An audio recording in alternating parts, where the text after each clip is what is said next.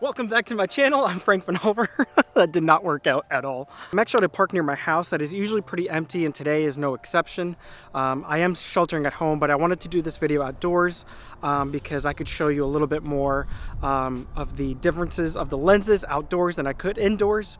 So yeah, that's why I'm outdoors, but no one's around me for like at least 100 yards. So doing this video should be okay. Okay, I just moved the camera back a little bit. I feel like I was too close. Okay, so a few months ago, I bought the Canon 16-35mm lens, and before that, I had the 10-18mm lens.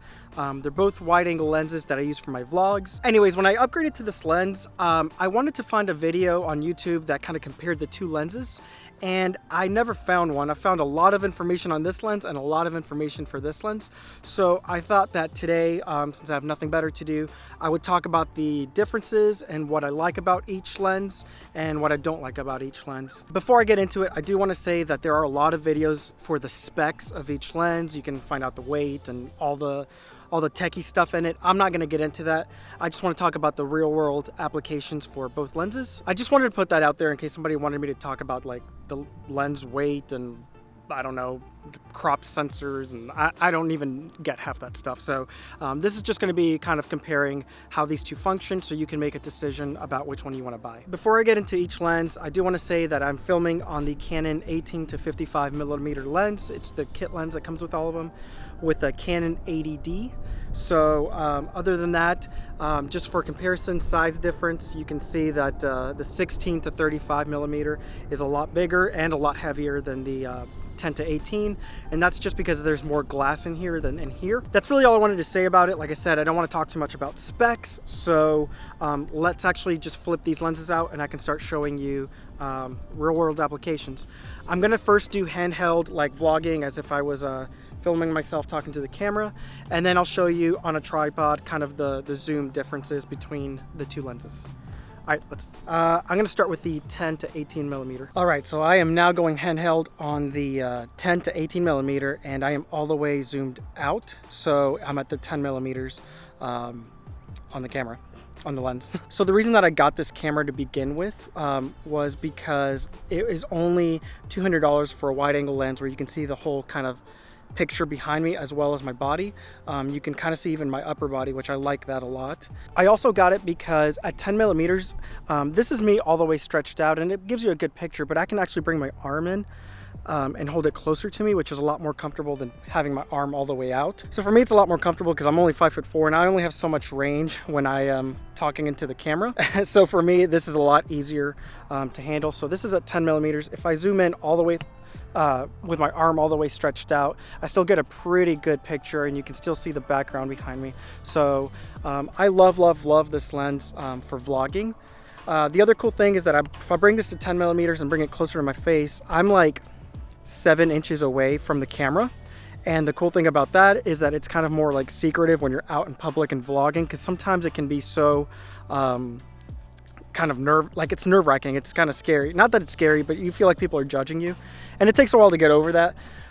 Like right now, there's a cop just watching me, wondering what the hell I'm doing, but he hasn't said anything yet, so that's good.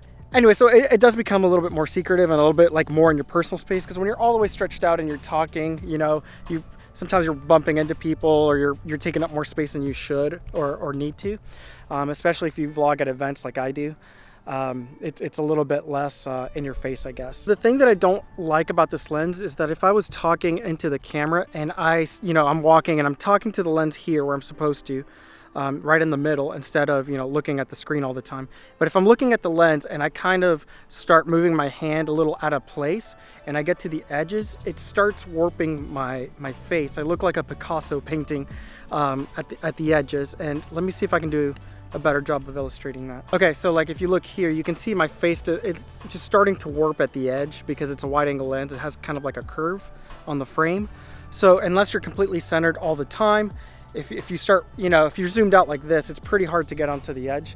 But as you can see, it starts kind of warping my face a little bit. It's really not that big of an issue, especially if you have it kind of close to your face here. You should be good to go. But again, I don't like how it warps the edges all that much.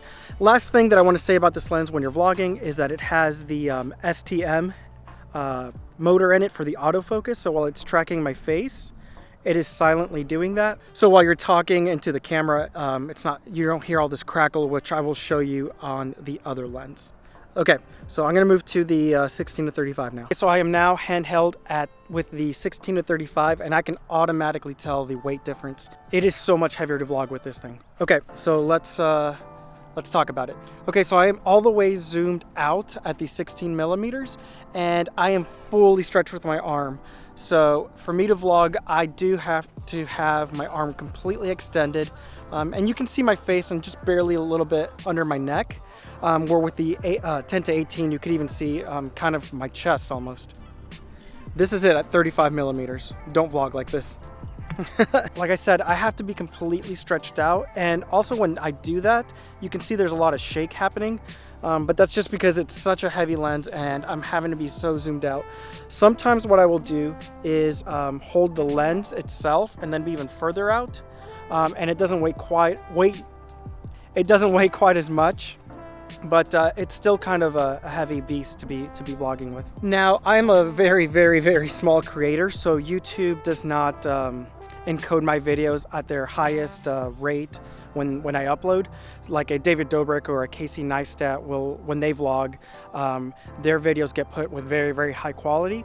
So I don't know if you'll be able to see the difference in quality between the 10-18 and the 16-35, just because my videos don't get encoded the same way that big creators do. It's like a lower form of encoding, so the quality isn't quite there.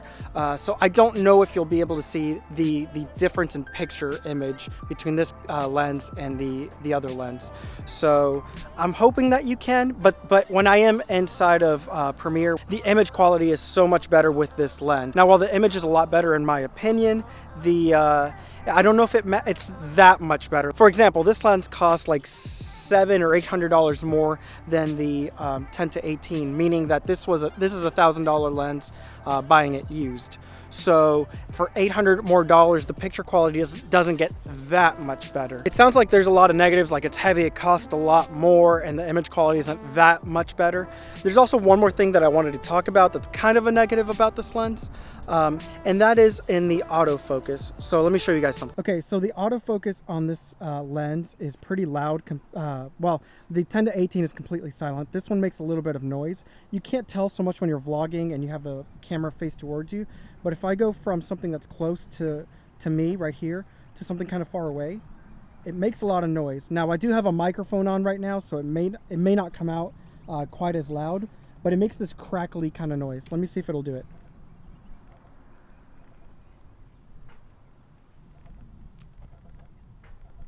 All right, so I don't know if you could tell the autofocus noise, but it does make this crackly noise. Now, when you're vlogging like this, it doesn't make too much of a difference, but yeah, just something to be aware of.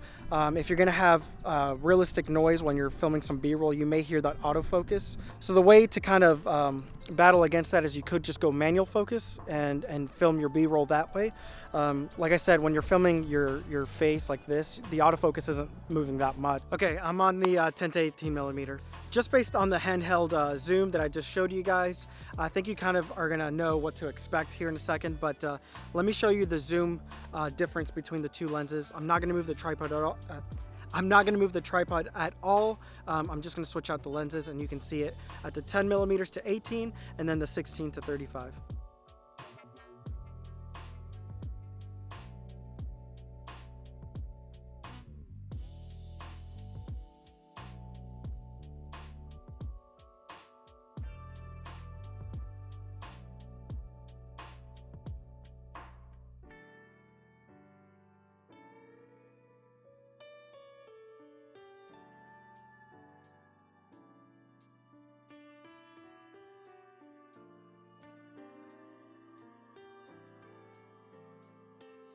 For me, the reason that I upgraded to the 16 to 35, like I said, the image quality is a little bit better, but I was really wrestling with the fact that it was $800 more. The reason that I went to this lens, the 16 to 35, is because of the zoom that I just showed you guys. For me, when I'm at an event or something like that, I just want to have one lens. I don't want to switch lenses in and out between, you know, 10 to 18, then putting the kit lens, then putting, you know, whatever other kind of lens. I don't like to rotate. I want to have one lens that can do pretty much any job without having to switch things in and out. It's the most versatile lens that I own, which is why I don't use the 10 to 18 anymore.